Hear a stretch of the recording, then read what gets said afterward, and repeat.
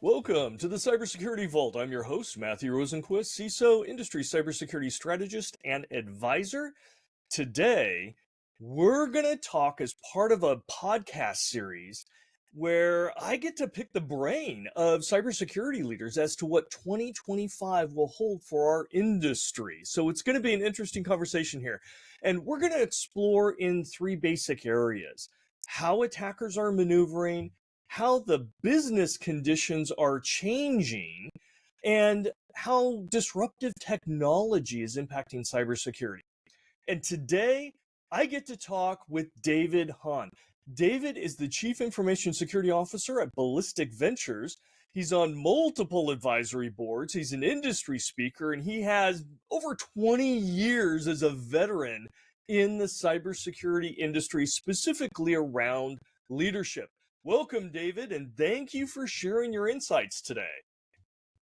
Thanks, Matthew. Thanks for having me aboard. All right, so we're just coming into 2025, and every year there seems to be all sorts of new challenges, new pain, people crying and sobbing, from attacks. It's challenging.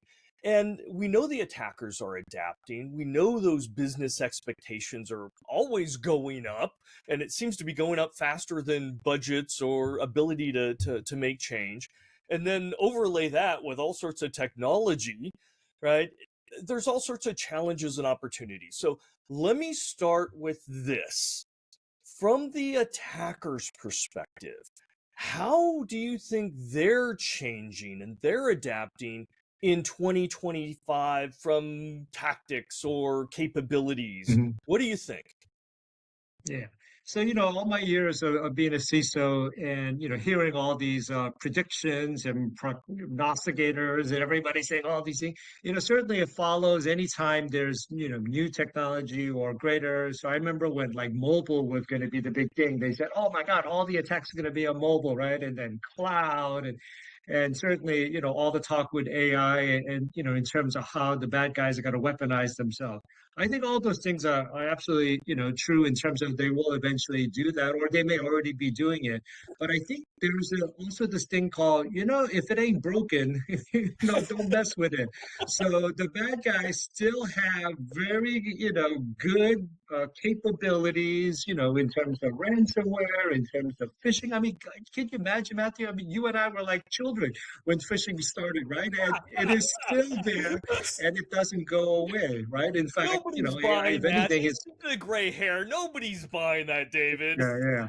No, but I mean, certainly, the phishing's better. You just go on ChatGPT and say, "Hey, write me a phishing." So no grammatical errors, no, whatever bad things that are obvious to see. So I think from the standpoint that the really sophisticated ones clearly are going to be using, more techniques and capabilities, but at the same time, the oldies and the goodies are still there, right? So we still have to worry about ransomware because it is still the most effective way, and obviously that there is a monetary, value, right? And so with the crazy amount of cryptocurrency going on, right, that absolutely there's motivation for the bad guys to continue to do what makes them tremendous amount of money and easy money. And so I don't see that going away until, we all collectively are able to change that. So I think that's out there. So, my kind of, I guess, advice to CISOs is, hey, don't, stray too much and start worrying all the shiny stuff that, people like us keep talking about and talking about it, and which, again, it may be true and it's all going to be there. It's just a matter of time. But don't forget the blocking and tackling that we must do because the bad guys will continue at that. In fact, they're obviously able to now scale it, automate it, so the amount of attacks that they can do is really, no big deal.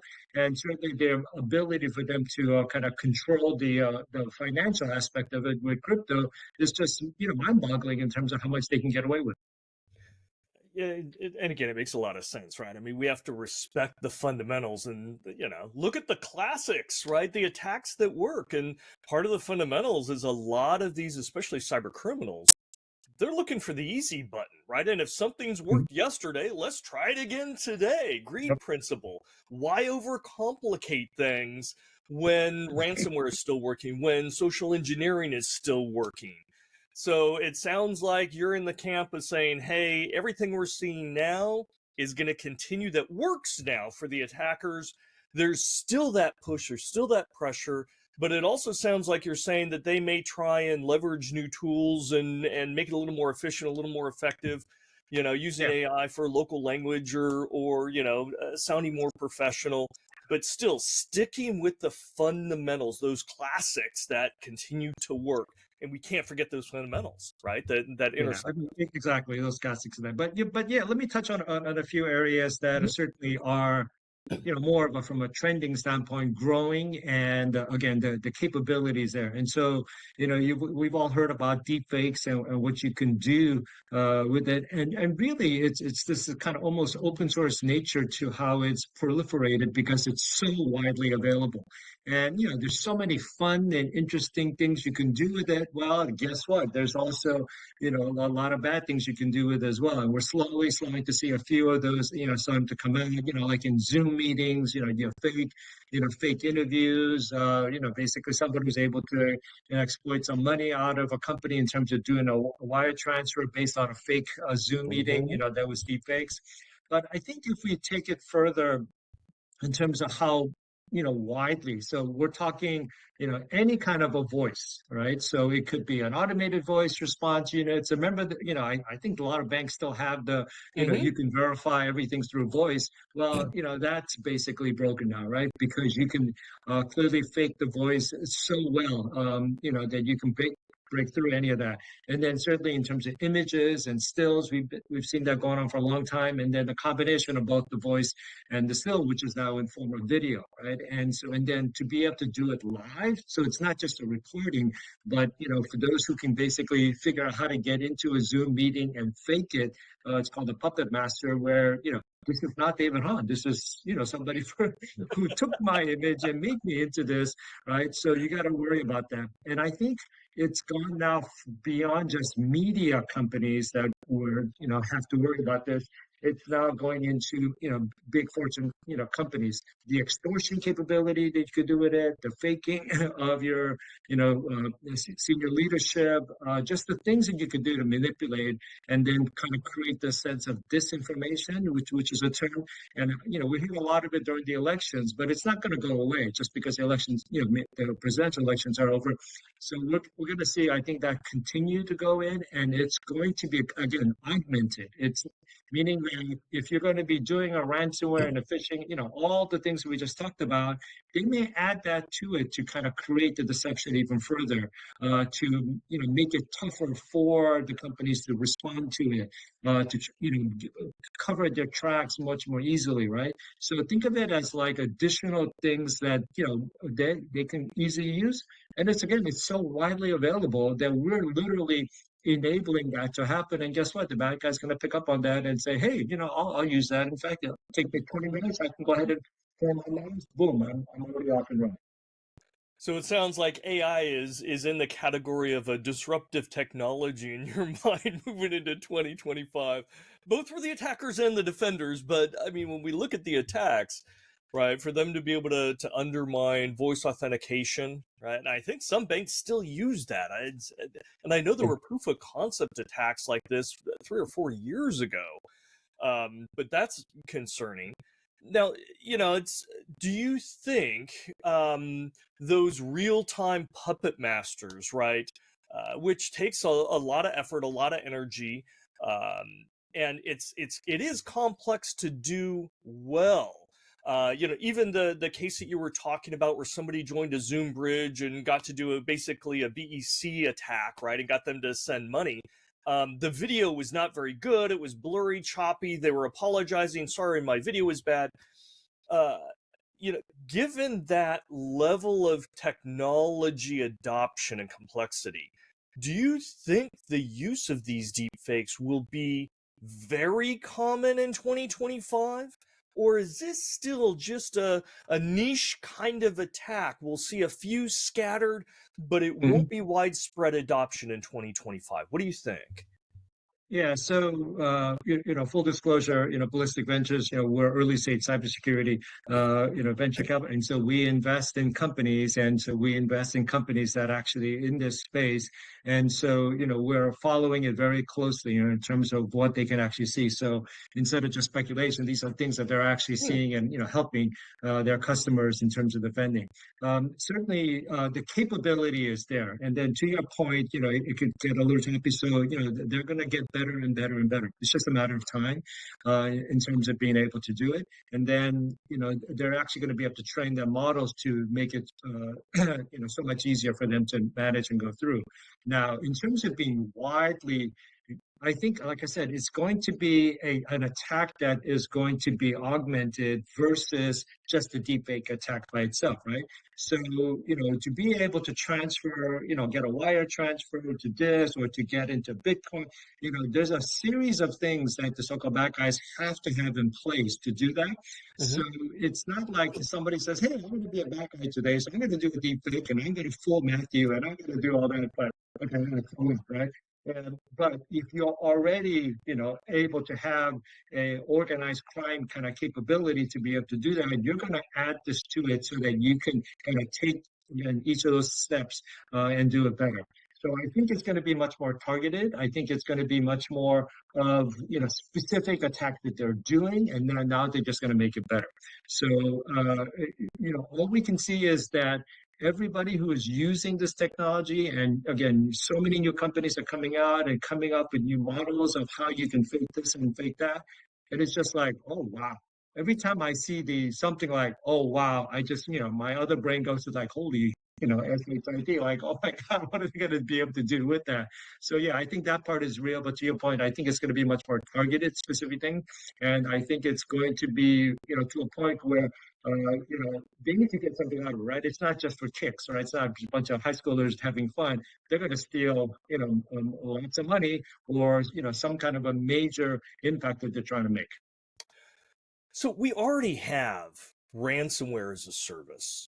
Do you think we will see the evolution come to fruition in 2025? I mean, eventually it will, but in 2025, where these ransomware as a services will also have deep fake as a service as a component to that? Mhm. Because the ransomware as a service does a lot of those other things as well as Sure. you talked about.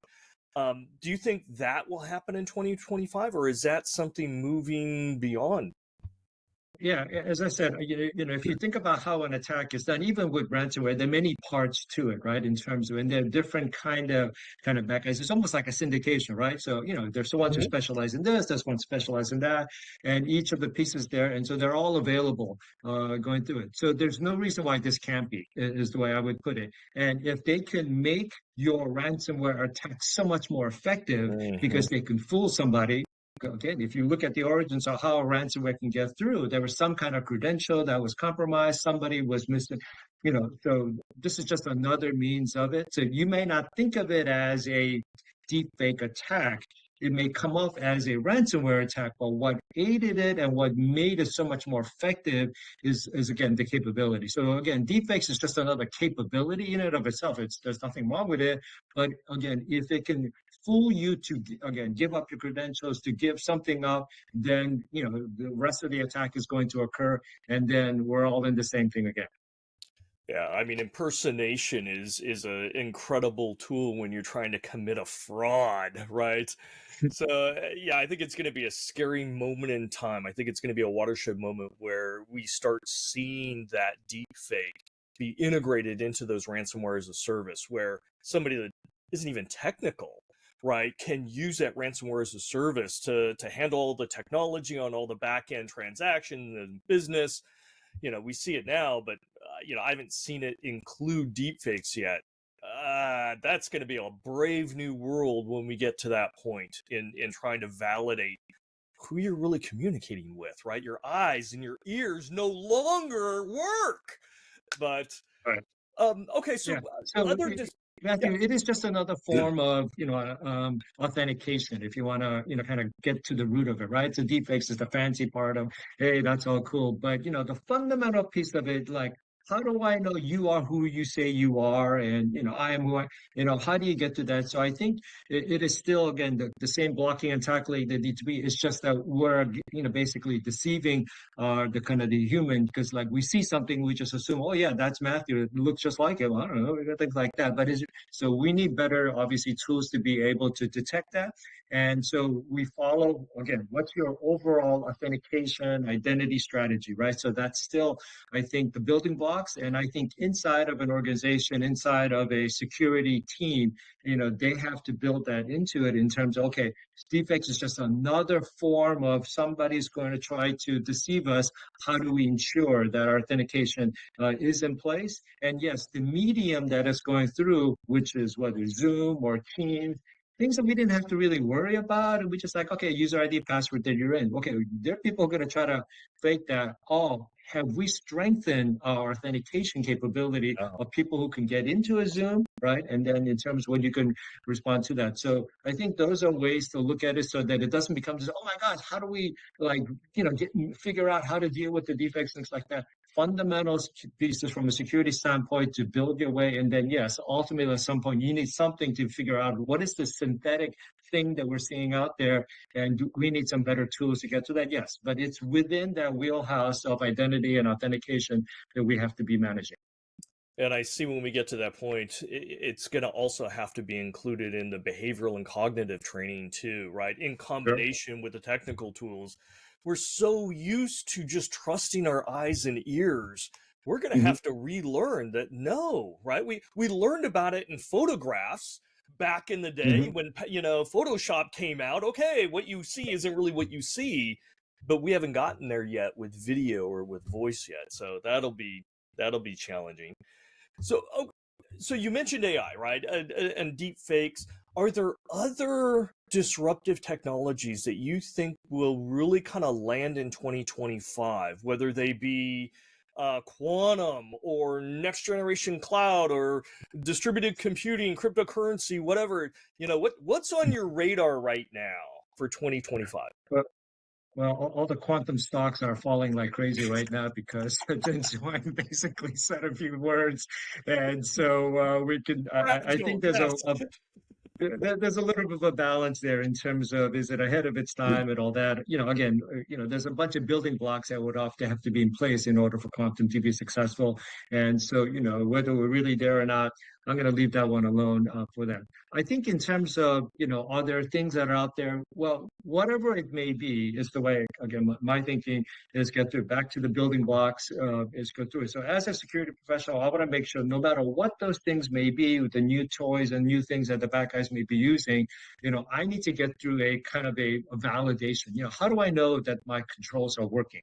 So the way I like to turn things around is like, okay, I can't predict every single thing that's going to be out there, but I have built in whatever, 150 controls that protect my company, a lot of controls, right? Which will be two-factor authentication, firewalls, all the different things that you have in place there. And I can tell you all the stories in my career of that I had all the proper controls, and then it's not working. Like, what the heck? Like, it goes through. Somebody turned off the firewall. Like, why would you do that? Oh, somebody changed the rules on the firewall. Like, why would you? Yeah. So you see all these things. Oh, that's an exception, or things like that. Oh, what ID? Oh, yeah, we have this thing called. Well, we'll get to non-human identities. Like, okay, yeah, you can't ask a 90-day validation of a certification of an ID if it's not a human, right? So how do you get to that? So, the fundamental pieces aren't getting covered there. So I think those are the parts that I look to get. So ask the question, how do I know my controls are working? Well, we have an audit once a year. Good luck for the rest of the year, right? Well, we have, some kind of a 90-day thing. Okay, back to, unless it's real time every single day that you have this notion that your controls are working, you don't have a fighting chance, right? So I like to look at it that way. So I think, in terms of looking at ways that you can do that.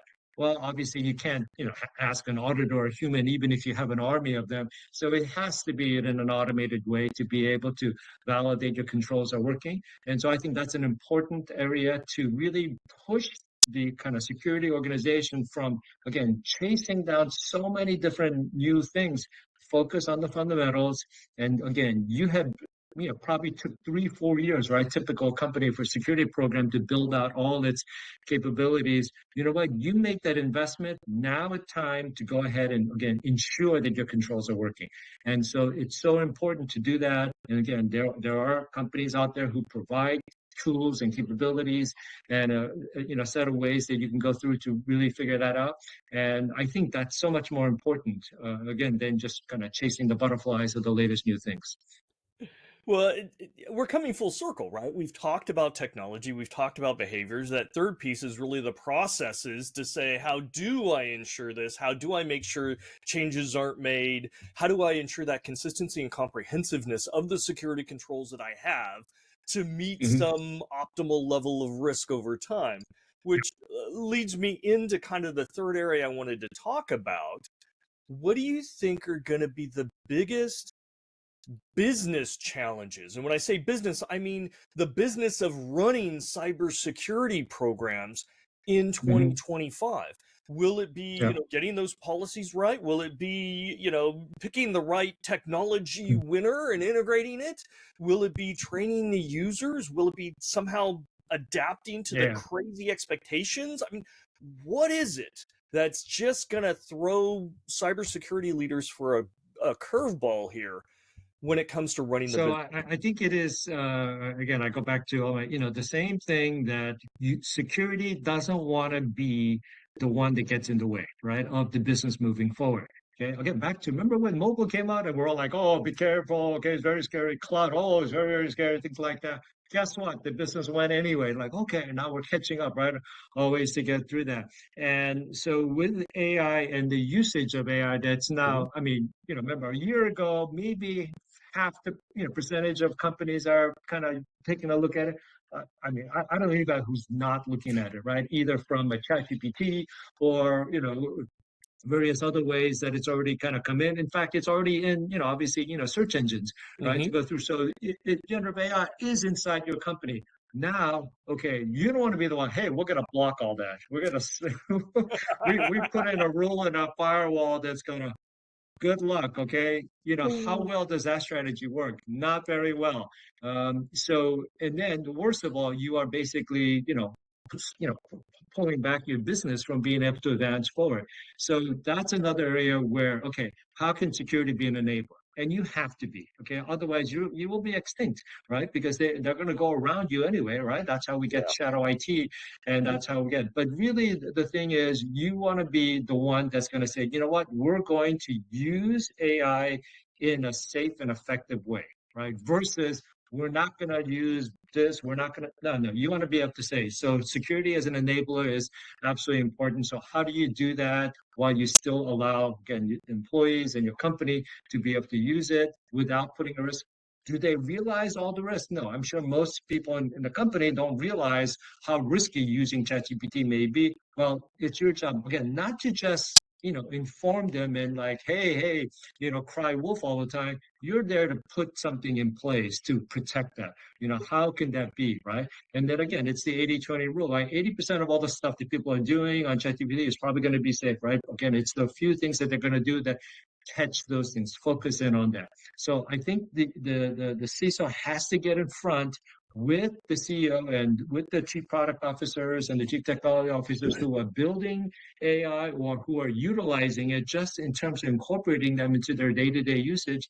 Okay, maybe it's a bad idea to put in every single one of our documents, our legal documents into ChatGPT. That's probably not a good, but here is a safe way to do it, right? Okay, so I think you got to get into that conversation. You got to be able to enable that. So I think the adoption, because it's so easy, I mean, I remember, it took cloud, whatever, 10 years, right, for a company to start adopting that to go through ChatGPT. I've never seen anything so like lightning fast because it is so easy on that. Yeah. So really, there's not even an adoption ramp. It's just plug it in, use it. Okay, you just go through, and people are just coming up with all kinds of neat ways. And the more they start hearing, oh, I tried this. Did you like, oh my gosh, like, oh, how do you do that? Well, just put it in, and ChatGPT will tell you. And that kind of, wildfire, kind of an approach is just something that you don't want to be the one that stops it or tries to, because first of all, you can't. So you know what? Get in front of it and help your company use it in a safe way. So again, back to we invest in companies who are focusing in that area because we are wanting to make sure that security is an enabler and not holding something back. So I hear for 2025, security teams need to transition from being a technology cop, right, and limiter to a proactive enabler. And specifically with AI, Yeah. it's not the enemy is not the organization that's using it responsibly. It's the shadow AI that's going around your policies if you're trying to police it that aren't using it in a secure way. That's the real enemy, is what I'm hearing. Yeah. So, but the thing is, it's there. It's not like, oh, we're blocking it so it won't happen. Okay. Again, we've learned that many, many times over that it doesn't work, right? So get in front of it is my point, right? Get in front of it and help your business able to utilize the technologies that's there, but do it in a safe way. Okay. Don't just, cry wolf and say, hey, that's bad, that's bad, that's bad. Don't do that, don't do that. No, how can we do it in a safe way? So be that proactive enabler, right? I'm going to work with You have to. IT and the business groups proactively. You either are using AI now or you're going to. Let's just assume that. Let's figure out how we do it in a secure and safe and private manner, versus Yep. being responsive. That doesn't work real well for us. Okay, so last question. I think it kind of lends itself to what we've been talking about. So, the audience, many of them are cybersecurity leaders, many of them are CISOs that watch the podcast. What is your advice if you had to tell them one thing to do to get in front of these challenges that we've talked about in 2025, whether it be AI, whether it be attackers, whether it be, you know, uh, business conditions and whatnot? What is the one thing you would say for them that they need to act now? Where should they lean into? Well, there's the old saying, right? You say you don't wait to be invited to the party. Okay, because you'll be sitting there by yourself for a long time, and so many of us security folks are like, how come they're not inviting us to all the cool parties, and how come we're not there? It's like, you know what? You're not a cool kid, okay? So you're not going to get all the invites, but doesn't mean you can't crash the party and just kind of come in and again. Get in front, go seek out your technology partners, go seek your product people, even the CFO and head of HR. I've had more conversations with all these, kind of different areas, and they'll first be like, "Oh, do we have a security problem?" I'm like, no, no, it's okay. I want to know more about where's the business going. What are we doing? What are the issues that are facing? So if you start thinking about cyber, we touch every part of the organization. There's nothing that we don't, have something that we go through. And so part of that is making sure that you know what's going on. So you have to make the effort. So don't sit back again, wait for an invite that's not going to come. Get yourself invited, go to and talk to all the different leaders, all the different groups there, and then find out what they're doing. And so instead of saying, oh, well, we put a policy in there so that we don't have ChatGPT, I know we're good. No, go talk to people, ask them, hey, how are you guys doing with ChatGPT? Are you using it? And just let me know what. Don't make it into a bad thing. Learn to see how people are doing it. And then they'll show you, like, oh, yeah, here, I take all our documents, I tell it to go scan everything. And I'm like, you know what? There could be another way that we could do that to get the same, result. But again, and I think that's the part that we have to kind of get away from this notion of having to be invited to be more of kind of, make your presence known. But again, back to the previous point, you got to be proactive. You got to be able to figure out how to enable that. So, I think it is so true that security people have to lean in, using the old Sheryl Sandberg, we got to get in there and we got to begin to have these conversations instead of being like, oh, the security guys here, let's don't say anything, right? Right. Okay. Well, no, let's talk about it. Okay. Well, what are you guys trying to do? Yeah, I'm not gonna, stop everybody. What I'm gonna do is help you, make it able. So I think with again, so many different technologies and tools these days, get to it. The other one, a little bit of a slant is, vulnerabilities, right? So security guys have been talking about vulnerabilities. How many vulnerabilities do we have? I don't know, about a million something. okay, yeah, we're gonna go fix those. Like, and guess, oh, how long has it been a million? Oh, for like the past 3 years. Yeah. Well, we fix some and then there's new ones, fix something. Okay, but so that's not a good batting average, right? Okay, we have that. So how about we can help them by coming up with ways that vulnerabilities can be remediated, right? Again, using AI, start using it. So there are a lot of these tools that are now going to be more effective in terms of our ability to say, you know what, we're going to help the IT team, we're going to help the engineers, we're going to help the developers. We're not going to just tell them everything that's wrong and we got a million vulnerabilities. We're going to say, hey, let's figure out how to use some of this automation, how to use AI that's coming through there. And so again, there are companies that are focusing in that area to help to reduce the number of vulnerabilities by in terms of providing an AI enabled method of trying to remediate. And you know what? We have to is start to put those things in place to help them because yeah, if you got a million vulnerabilities, you know what? It ain't gonna go away tomorrow. Okay, by itself. Okay. And so there's a bigger problem there. And so you got to again back to enabling that, focusing on how to help the business. All right, cybersecurity leaders, you heard it from David Hahn. Crash the party, learn the business, right? Communicate with those business partners and then help them, right? Instead of being just somebody that's hitting them over the head with the nightstick and telling them the bad things, be that partner to work with them to get them to where they want to go. I think it's great advice. David Hahn, Chief Information Security Officer, Operating Partner at Ballistic Ventures. Thank you, sir, for sharing your cybersecurity insights today. Great. Thanks a lot, Matthew.